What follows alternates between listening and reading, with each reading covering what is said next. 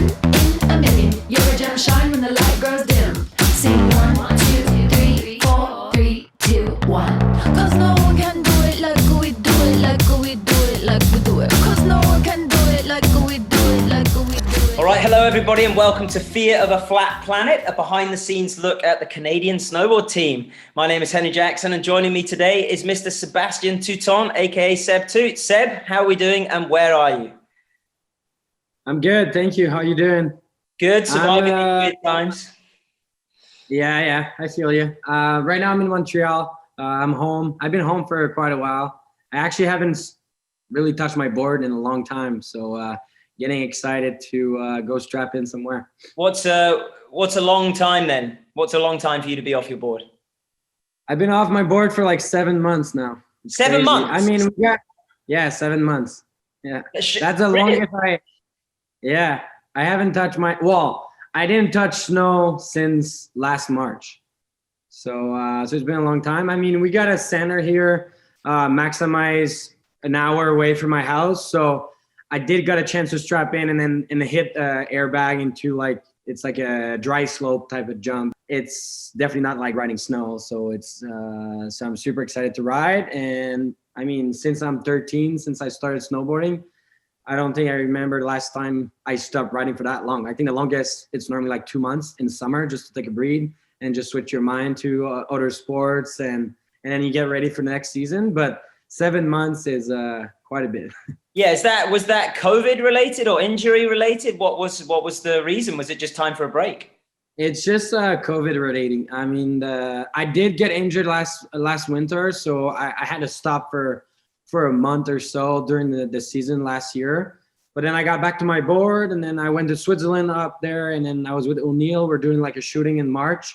And then that's when kind of like the COVID situation got a little crazier. And then they were talking about like closing the border. And then I didn't get scared, but I was like, if they close the border, I could get stuck in Switzerland for quite a bit. So I switched my flight, flew home, and then I didn't touch my board since then. So I could have went to Saas-Fee in October. Like some of the team went there.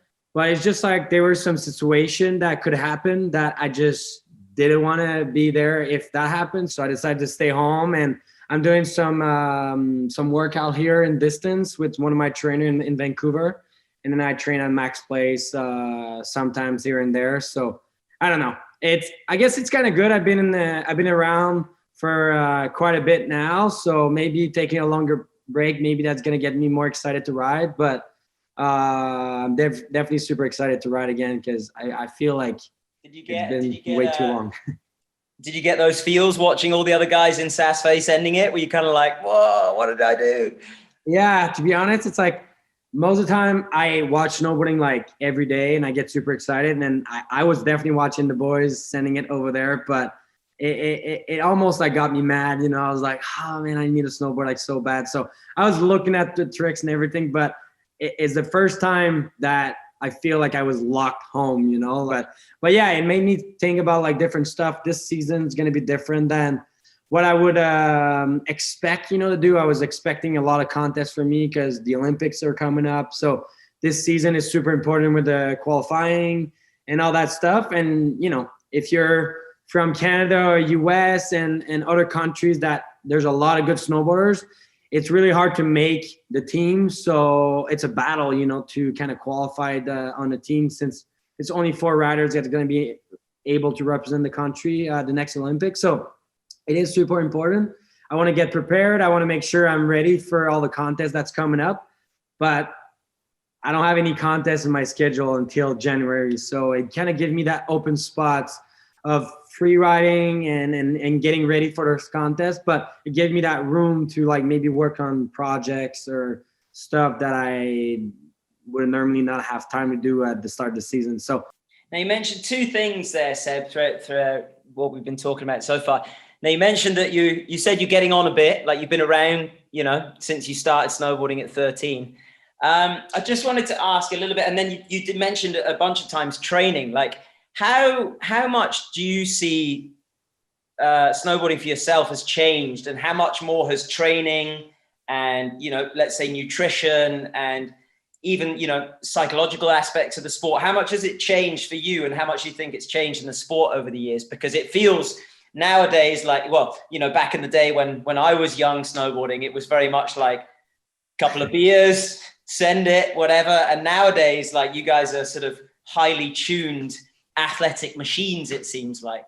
Can you, you know, give us some insight into that?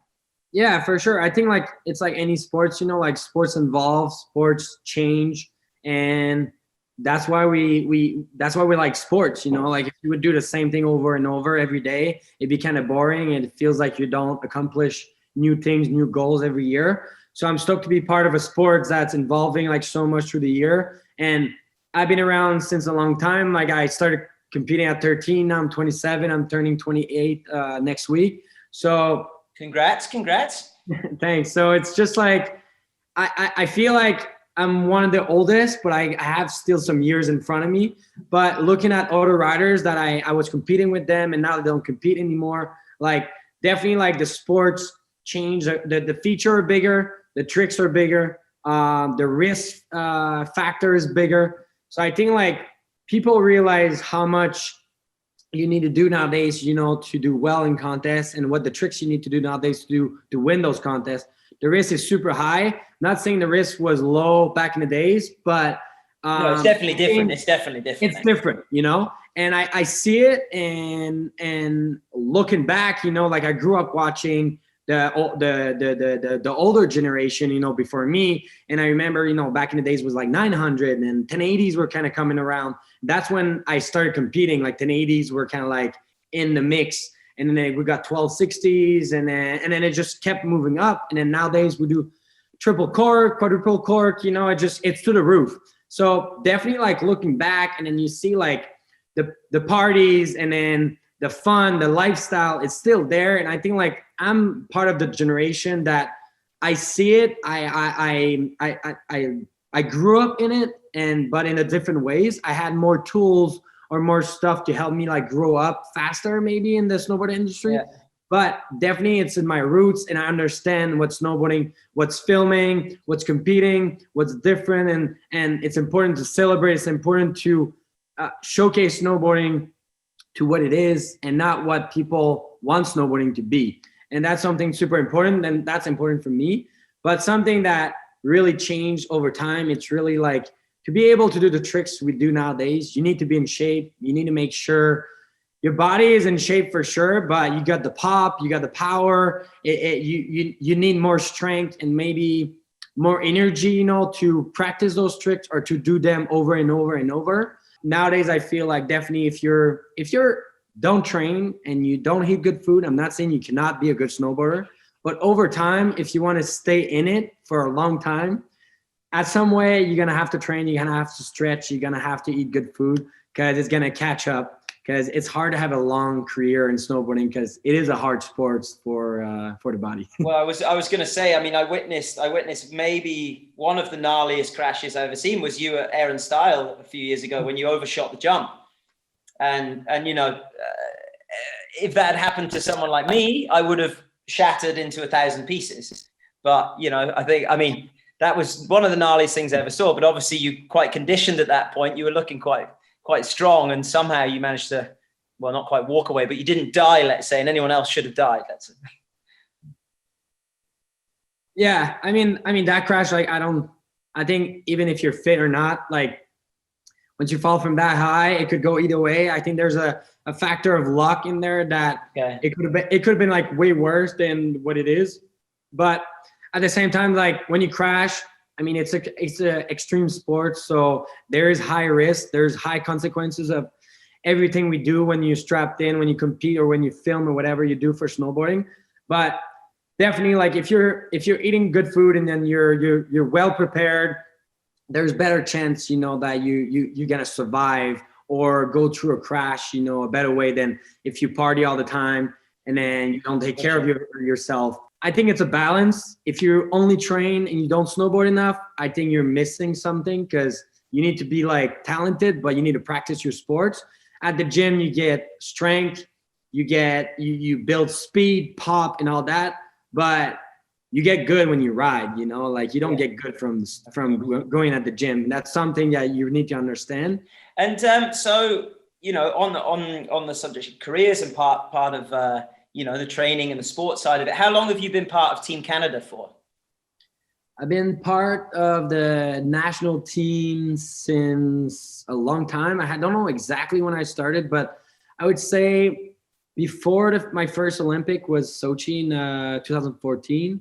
Yeah. So I started doing a lot of stuff with the national team, I would say a solid 2 or 3 years before. I would say like over time, working with them and then building relationship with them. Like it started kind of like working with strangers. And now, like, I feel like I'm working with a second family, you know, kind of like we got all like close to each other, all the riders, the coaches, the trainers, the physio, all that, you know, all that combined. And I would say like younger, when I started working with them, I was kind of like looking at the negative side. I was like always like trying to pick them and be like, hey, you guys should do that. Hey, you guys should do that. You guys should do that. But I was not looking everything they were actually doing and everything they were doing to help me out and help the other riders. Over time, I feel like they're really there for us. You know, at the end of the day, they want us to compete and be successful. So all they're doing is just, they put some stuff in place. Like they do like some training camps, like kind of like everywhere. We got like some sleds that pick us up, that is just for us. Like now, like I'm going to fly to Yukon, like it's in Canada, so we don't have to do quarantine. It's easy to fly there, easy to fly out.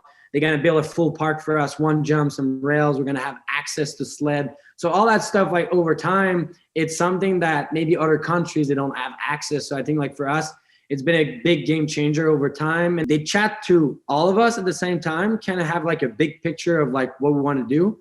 But then at the end of the day, like they talk to each other, like by yourself. And then maybe my goal this season is to do less contests and more filming, but maybe for another guy in the team, like maybe it's to compete more than ever. So we won't have the same schedule, but the team wants to be supporting us like the same ways. It's not because I compete less. They don't want to support me, you know, as much as another riders that is going to compete more that year. Sure.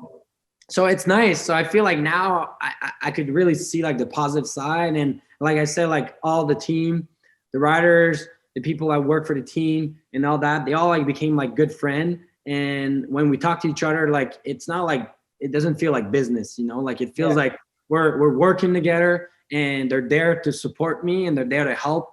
And I'm there to help them on some level. So it's cool. It's a nice connection. And I feel pretty lucky to be part of like a solid team, because it is kind of hard to be a Canadian, you know, not hard to be a Canadian, but it's like hard to be selected as a Canadian to be on the team for the Olympic, because there's like, that's the next thing I was going to say. Like, you know? You have one of the deepest talent pools in any of the teams, and you know, any given point, there's 8 or 9 of you who could take one of those spots. So yeah. Do you think the because when I was growing up, there was obviously in snowboarding, there was obviously Canadian riders who I'd heard of, but it wasn't until I went to Whistler for the old Camp of Champions camp back in the day, and I didn't realize how good the level of riding in Canada was. And I don't know if it was because I know Canadians didn't need to travel at that time so much. Like a couple of guys came over, we were working in Norway, a couple of guys from Calgary came over, and they were straight up like some of the best riders I'd ever seen in my life. And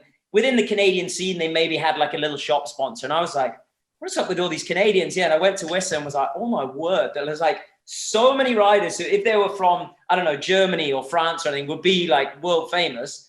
But in Canada, everyone was just like, oh yeah, just shredding for fun kind of thing. Do you think that, you know, is it the hardest team to be part of with that amount of talent coming up as well? All the young kids as well now? Yeah, I mean, hard to say if it's the hardest, but... Or do you find that helps your, like, does that actually help your progression? Because you know that the guy next to you is like... Yeah, I think there's kind of like 2 ways to see it. Like, there's other countries that if you're the only... Let's say I would be from a country that would be the only rider. Okay. It would be easy for me to open spots for me, and it would be easy to just be select for the team because I'm the only rider, right? But at the same time, it doesn't mean I could not be the best rider. But it's just like, it's kind of cool that I'm part of a country that you have to battle to open spots. It's pretty easy for Canada to open for spots because there's so many good riders, but it's kind of cool to battle your teammate to qualify to represent your country. So that's kind of like the first process to be select for the Olympic. And then if you make the first battle, then you battle yourself to win the Olympic, you know? Of course, it's hard when you don't get picked and then you have to stay home and watch all your best body, you know, ride. But at the same time, it's one contest. It's not because you don't go to the Olympic that your career is going to be over, you won't make it. But it is definitely a cool experience, and it is cool. And at the same time, some people are older, some people are younger. Sometimes you miss your chance on 1 year, but 4 years later, you could have another chance at it. So definitely sometime like, man, it'd be so cool if Canada would only have 4, so you don't have to do that first battle. Yeah. But at the same time, I think it just make us just hungry, and we just want it a lot. I suppose like almost like if you, like you said, you get that spot, and it's almost like, well, I got to do it for the guys, huh? Like the ones who were in the team supporting and everything, who didn't quite make it. You're sort of like, well, I better not let them down as well. So that's really, really cool to hear that it's not, you know, you've developed that sort of team environment and kind of camaraderie over the years. Speaking of the Olympics, we can't skip too far over the fact that you took home the gold in Pyeongchang. That was a hell of a contest. Yeah.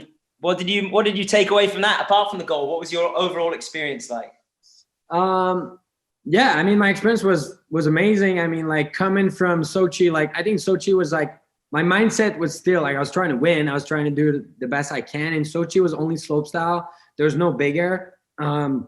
So it was my first experience of Olympic. It was a great experience. It was so fun. I like the feeling of like representing your country, because normally I represent my sponsor and I represent myself, but just having a sport of Canada, like you could feel it, you know, while you're there, like all the message and all like the stuff that goes on the web. Like there's some people like don't like to see what's going on the web while they're competing and all that, because like that's distraction, and I agree. But at the same time, it could be like motivation, you know. And for me, like there's no negative side. I like, it was all like positive stuff, and it just made me like fired up to be there. So it was a cool experience. And I would say like some of my friend or family, like that was their first experience as well, just watching me at the Olympics. So it felt like I was like living something that I never like lived before. But coming out of Sochi with no medal, I felt like for Pyeongchang, like 4 years later, like I was more prepared. I was like, I kind of knew a little bit more what to expect, the feeling of representing the country and all that stuff. And the first contest was the slopestyle, and I felt like I was like super strong, riding well. I qualified to the final, and in final, like I landed my full run, and then I fell in the last jump. It's pretty much what happened in Sochi. So I would say like in Pyeongchang, it was even worse, because I mean, not again. Not again, but I just kind of felt like my run was like really, really like perfect from top to bottom, and I just missed the landing in the last jump. And I knew, I mean, you can't really say it because I didn't land, but I kind of knew back in my mind, if I would land, there's good chance that I would have took a medal, you know, in that slopestyle event. So it came so close, and then it got took away. It kind of like, it's like a dream, and it's like someone just, you're so close of having it, and then someone's like taking it away from you. And it was hard. It was like super hard, to be honest. Like I was like so mad at myself, and I was just kind of seeing my run back in my mind. And then I was like, look, it's either you give up or you start thinking about the big air. That's like a week later, and then you just start focusing on that one, or you're all going to be depressed and you're just not going to ride well in big air, and then it's just going to be a sad story, you know. And just kind of switched my mind. I was just kind of like, look, there's some people that go to the same Olympic that I went, and they only had one event, and then it didn't go their way, and they have a second chance. But I got a second chance with the big air. I was not a favorite to win, but I knew I had the tricks to do really well, and I had the tricks to win. So I started at every practice we had. We had a lot of practice in that big air. And I practice like normally like all the triple 16 and the triple 18 and all the tricks we need to do to win. Normally I don't practice them over and over because it's a lot of risk and you could injure yourself. So you normally like practice them here and there. But not that many, but I remember like in practice, I was doing them over and over and over and over. I didn't care. Like I was like, if I get injured, I get injured. But I was like, I need to be sure I land those tricks when it's time to land. So I done those tricks so many times during training that when the contest happened, I felt like so confident with my trick that even if it was bad weather or windy or whatever, like I felt like the trick itself, like I had it. And yeah, I landed like my first trick, got a good score. I landed my second trick really, really good, and I got a really good score, and I was sitting first. And I was like, this is the best story ever. Like I was like, that's exactly the spot that I want to be after 2 runs. Because I have one more run that I could step up, but I'm already like in first. So all I can do is to just make more points, make it harder for other people to catch up. So I went for that same first trick that I did just to make it cleaner. I almost landed and I washed up because I went too big, but I wish I would have landed because my score would have been really high and it would have been even harder for other riders to catch up. But I didn't fail. It kind of created like a little bit of drama in the contest. There's only, I would say like 3 riders that could catch me up. So I was the first rider to drop, or one of the, let's say, mid of the field. So I had to watch a lot of people before I actually knew I won. I remember that. Yeah. So it was like, I hate doing that. And I wasn't wishing any bad luck to any riders, but definitely like I was first. So I was like, it'd be cool if I stay first.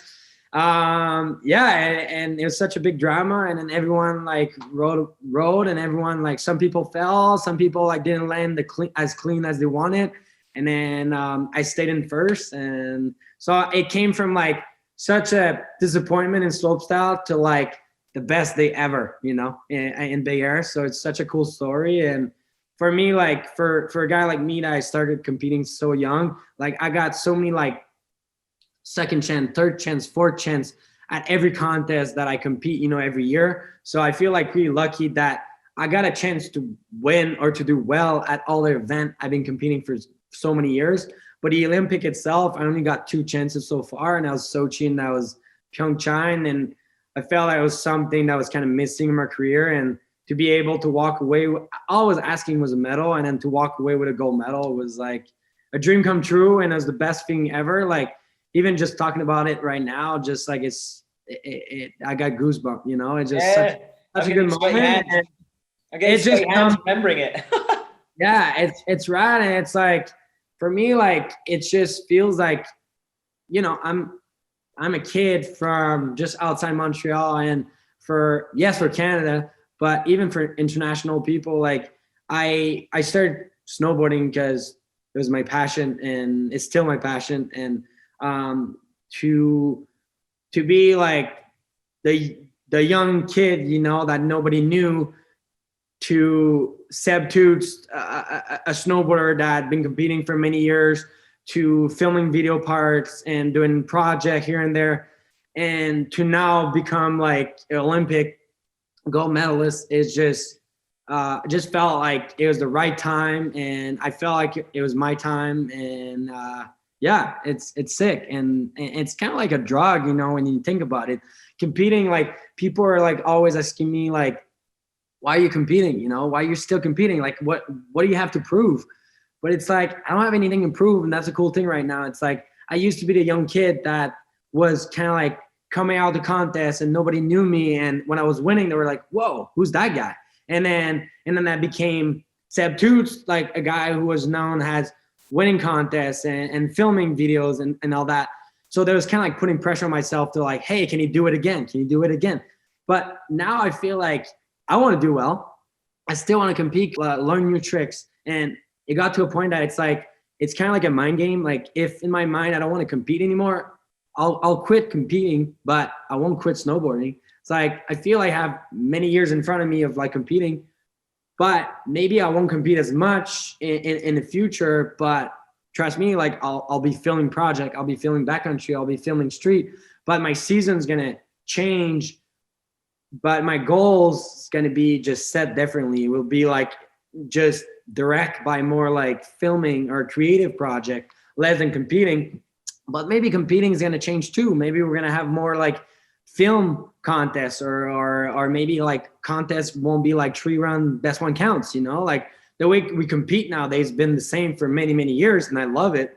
But it'd be rad maybe to see like different format and different stuff. So maybe I'll stick around even more in contests if it involves in a different ways. But for now, if I got to ask that question, like I love competing because it's a challenge for myself, and I like to be around. I like to be like kind of like the older guy, kind of around. It's like when there's young kid pushing, I'm like, I don't feel like it's a pressure to beat them, but it's pretty rad when I get on top, and then I'm like, hey man, like I've been competing like for like over 13 or 14 years, it's like almost your age. So it's like, it's rad. It's like I'm 28, but I feel like I got like a ton of experience and I feel like I got still some time in front of me, and I feel like I'm lucky to be supported by such amazing brand, for many, many years, and feeling their supports and feeling like